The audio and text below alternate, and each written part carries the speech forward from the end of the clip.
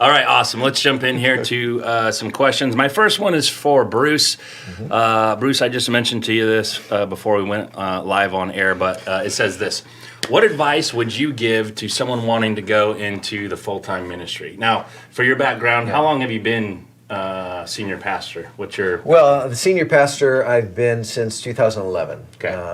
I was first ordained in a Calvary Chapel as a worship leader and assistant pastor in 1989. So I've been in a number of different churches in those capacities: worship leader, assistant pastor, youth pastor, chief janitor, and all the things that go with ministry. Yep. But we planted the church in 2011.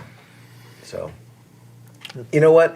It's really interesting. We're teaching. We have a Kauai Bible Institute at Kauai, and last night while we were home, I was teaching the pastoral ministries class, and we were going through Matthew chapter 20. And in Matthew chapter 20, the mother of Zebedee's sons, which is James and John, came and asked Jesus about putting her boys on the thrones next to Jesus when he gets into his kingdom, which is aspiring to putting them more in ministry in a kind of roundabout way. But what Jesus said and what he was laying down is such a key thing. First of all, when she addressed him, he said in verse 21 of chapter 20, "What do you wish?" How can I serve you?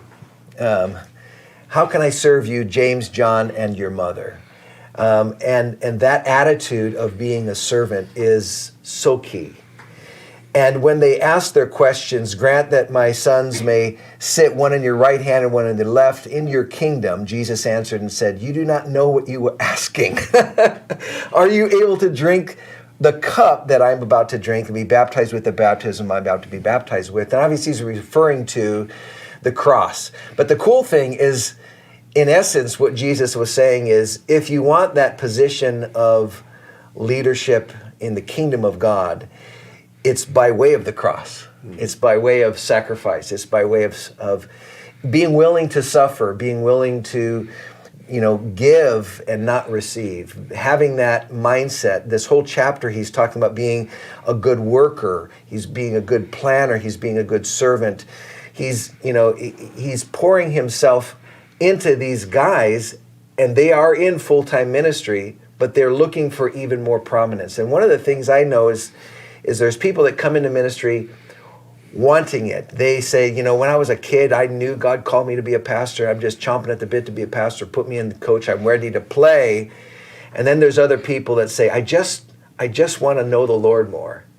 And you'll see people in ministry from both avenues, and God will use them. My avenue was the second. It was just, I didn't want to be a senior pastor. I didn't really necessarily seek to be in full-time ministry in a church. I just wanted to be available to the Lord, to serve within a church, to serve his people. And the Lord opened doors, and other people were recognizing giftings, talents, abilities, heart, all that kind of stuff. And they were encouraging me to take these steps. And so that's the thing. It's more than wanting the job of a pastor. That can be a horrible job if you're looking for a job security or job requirements and rewards, but it's the best way to live your life in full-time service to the Lord. So I would look at it saying, press into find out what it is to be the servant of all. That's what Jesus said. He said, look, when it comes down to the kingdom of God, the greatest is the least, the first is the last, the servant of all is what you want to be. Right. Love it.